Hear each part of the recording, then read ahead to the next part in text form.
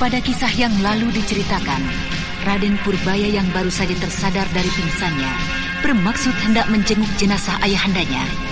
Akan tetapi, di muka pintu ia bertemu dengan Cempaka yang tengah dibimbing oleh seorang dayang tua.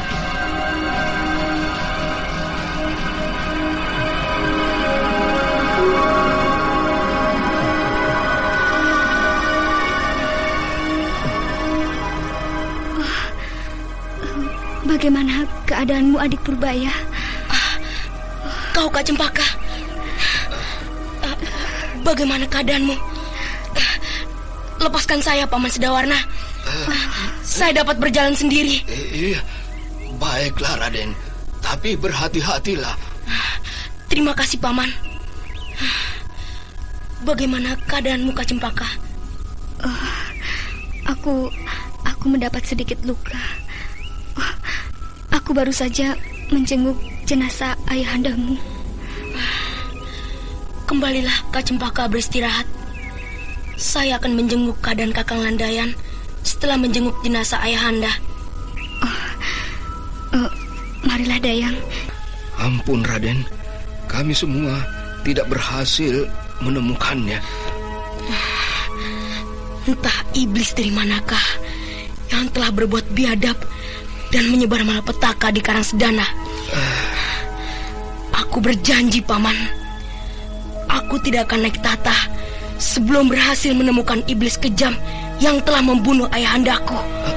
Raden? Aku akan mencari dan membunuh iblis kejam itu. Lihat itu Raden, Tuan Putri Cempaka menuju kemari. Agaknya ada sesuatu yang penting. Kak Cempaka.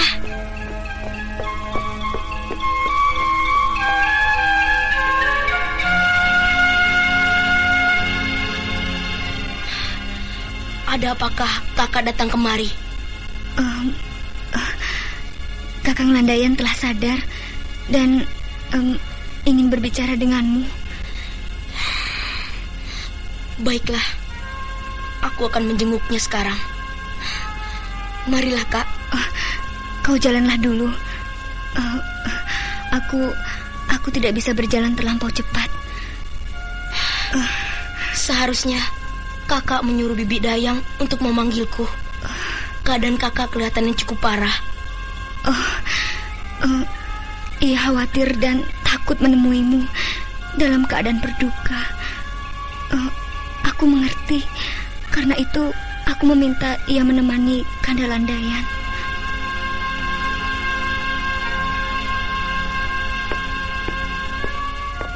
Masuklah, adik Purbaya.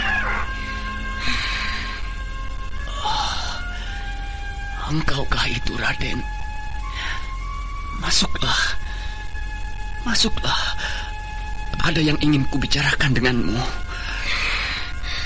Seharusnya Kakang Landayan beristirahat saja. Masih ada waktu untuk kita berbicara. Tidak, Raden. Tidak. Tidak ada waktu lagi untuk menunda-nunda. Ini adalah sesuatu yang penting, yang sebenarnya sudah lama ingin aku sampaikan kepadamu.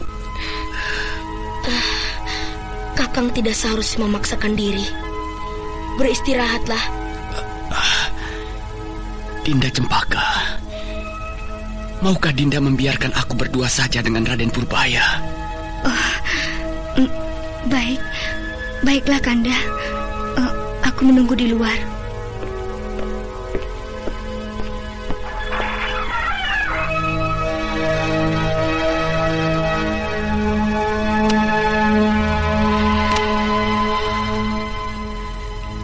Raden, ini adalah sesuatu yang teramat penting, yang harus kubicarakan berkenaan dengan diri Cempaka. Sebentar, Kakang. Biarlah ku tolong dahulu keadaanmu. Coba kau duduklah. Mudah-mudahan aku dapat meringankan penderitaanmu. Ayo, duduklah.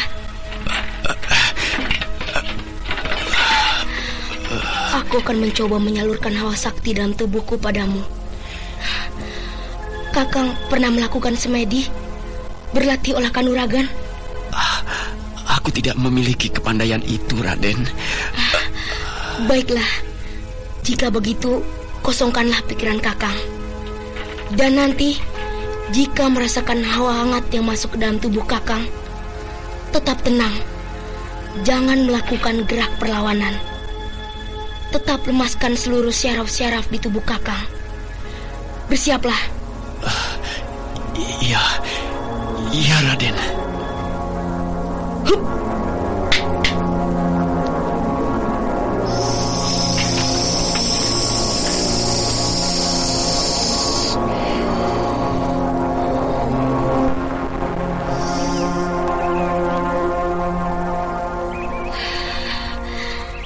Bagaimana sekarang perasaan Kakang Landayan?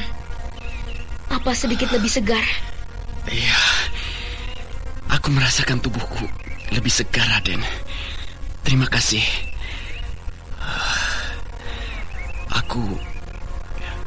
Aku akan meninggal, Raden. Mengapa Kakang Landayan berkata seperti itu? Aku mengerti keadaan diriku sendiri, Raden. Aku tidak ingin meninggalkan sesuatu hal yang mengganjal di dalam dadaku. Sesuatu yang harus kusampaikan. Apakah itu, Kakang? Ketahuilah, Raden. Cempaka sangat mencintaimu. Itukah yang Kakang ingin bicarakan pada saya? Dan sampai saat ini, Cempaka istriku itu masih suci. Aku belum menyentuhnya seujung rambut pun. Bagaimana bisa begitu? Apakah Kak Cempaka? Tidak, Raden. Cempaka istriku tidak bersalah sedikit pun. Hanya aku yang tidak sanggup, tidak mempunyai keberanian untuk menyentuhnya. Bagaimana bisa begitu, Kakang? Baiklah. Aku akan menceritakan ini semua padamu. Memang aku pun merasa sejak dahulu ini pasti akan kuceritakan padamu satu saat. Tapi saat itu aku tidak mengerti dan tahu kapan saatnya. Sekarang aku sudah tidak bisa lagi untuk menunda-nundanya. Malam itu aku masih mengingatnya. Adalah malam ke-11 hari perkawinanku. Saat mana aku mendapat keberanian untuk mencoba menyentuh istriku. Dan malam itu pula terjadi sesuatu hal yang teramat luar biasa, yang membuat aku tidak lagi mempunyai hasrat untuk menyentuhnya. Aku tidak membencinya, tapi justru aku menghormatinya. Dan aku jika diperkenankan oleh kakek Mamangkuraya, ingin menjunjungnya, ingin menyembahnya. Ya, malam itu terjadi sesuatu hal yang teramat luar biasa.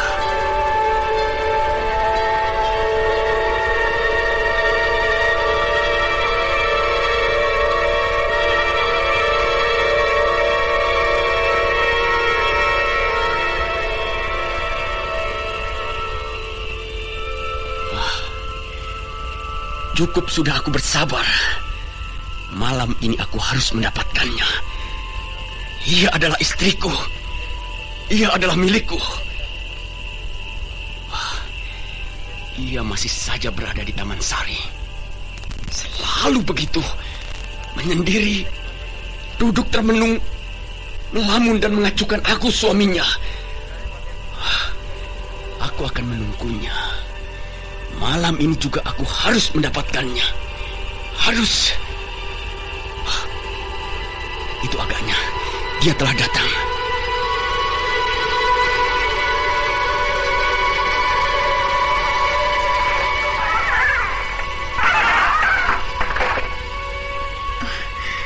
Kau belum tidur, Kanda Landayan? Iya. Aku menunggumu, Dinda. Menungguku? Adakah sesuatu yang ingin Kanda sampaikan? Sebenarnya apa yang kau kehendaki, Dinda Cempaka? Mengapa hampir setiap saat kau menjauhi diriku? kau tidak bersikap yang sepantasnya dilakukan oleh seorang istri. Kanda, sudahlah. Jangan bicarakan hal itu lagi. Jangan tanyakan hal itu lagi. Apakah kau menyesalkan perkawinan ini? Apakah kau tidak bisa belajar untuk mencintai aku, suamimu? Sudahlah, Kanda Landayan. Kau mau kemana, Cempaka? Tidur? Setelah lelah bermenung seorang diri dan meninggalkan diriku. Maafkan aku, Kanda Landayan. Memang aku tidak sepantasnya untuk bersikap seperti ini.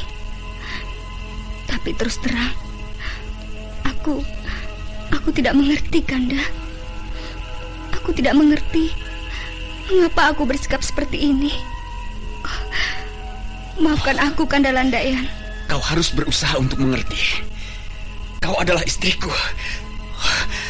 Dinda, kau harus melayaniku, Dinda Cempaka. Malam ini aku tidak dapat menunggu lebih lama lagi. Dinda Cempaka, terlalu lama kau membiarkan aku. Ayolah, Dinda Cempaka.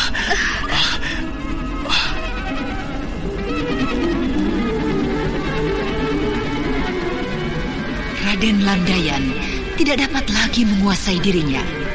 Ia tidak dapat lagi membiarkan sikap istrinya yang dingin dan tidak mengacuhkannya. Raden Landayan memeluk erat-erat istrinya. Tetapi belum lagi kesampaian hasrat hatinya, tiba-tiba ia merasakan tubuh istrinya yang berada dalam pelukannya menjadi panas membara. Segera saja ia melepaskan pelukannya. Dinda, ini Cempaka.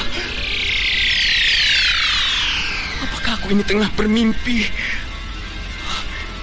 Dinda Cempaka. Mengapa tubuhnya menjadi demikian berkilau, gemilang bercahaya? Silau sekali. Aku tidak sanggup memandangnya. Dinda Cempaka.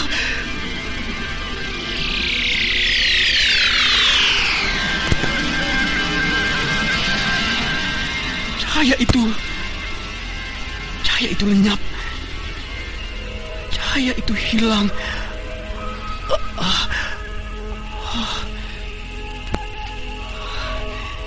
Dia tidak sadarkan diri. Apakah sebenarnya yang telah terjadi? Yang baru saja terjadi. Aku melihat Dinda Cempaka nampak demikian anggunnya, demikian agungnya. Siapakah yang sesungguhnya kuhadapi tadi? Seakan-akan aku menghadapi Nyai Pohaci, Dewi nan cantik jelita, Dewi Agung yang merupakan istri dari Hyang Wisnu.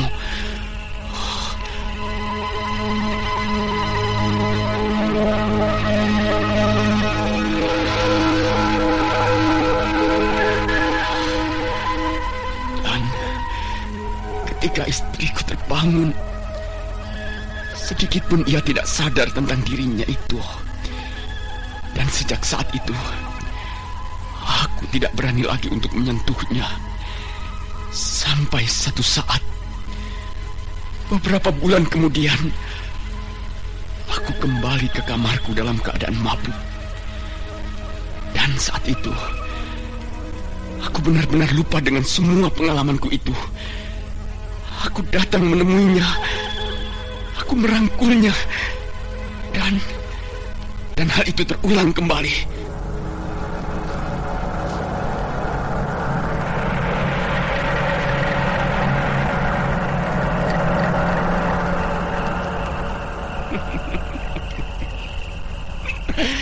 Kau cantik sekali, Dinda Cempaka. Kemarilah. Jangan hanya berdiri saja di situ. Cahaya tubuhmu yang demikian semarak menyilaukan, membuat hasratku menjadi semakin menyala. Dinda Cempaka, Dinda.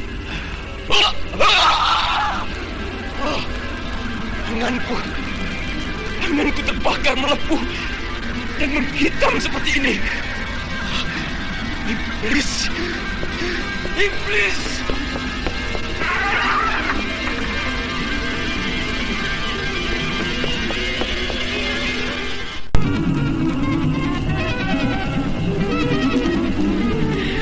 Benar-benar sial nasibku. Sial. Sungguh sial. Aku tidak menyangka gadis secantik itu, selembut itu adalah panas sekali tanganku.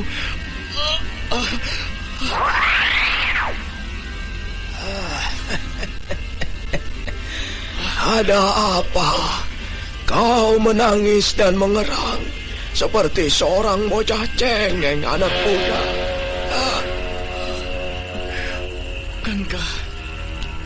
Bukankah kau adalah kakek tua yang merupakan guru dari Cempaka dan juga dari Raden Purbaya?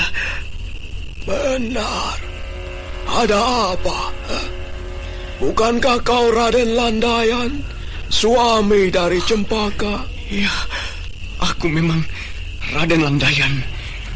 Tapi aku bukanlah suami dari iblis wanita itu. Bukan. Ada apa dengan tanganmu itu, Raden? Ini semua adalah perbuatan iblis wanita itu. Dialah yang membuat tanganku jadi seperti ini. Oh, maksudmu?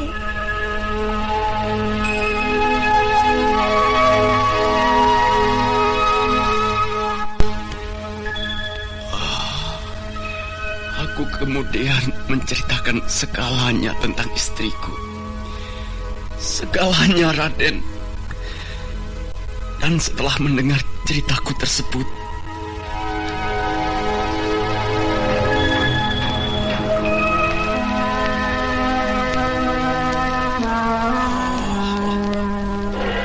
sebenarnya ini adalah sebuah hal yang tidak berani untuk kuungkapkan, tidak berani untuk kuceritakan.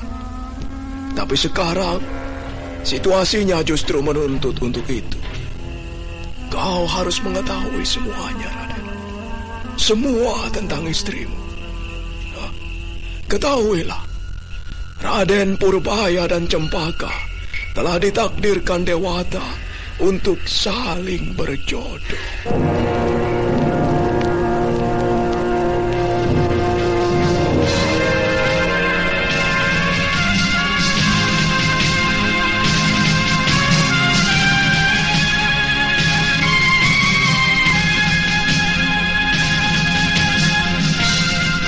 Raden Purbaya terperanjat ketika mendengar cerita dari Raden Landayan tentang dirinya dan diri Cempaka.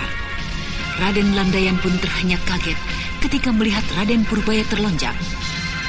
Nah, para pendengar sekalian, bagaimanakah kisah selanjutnya?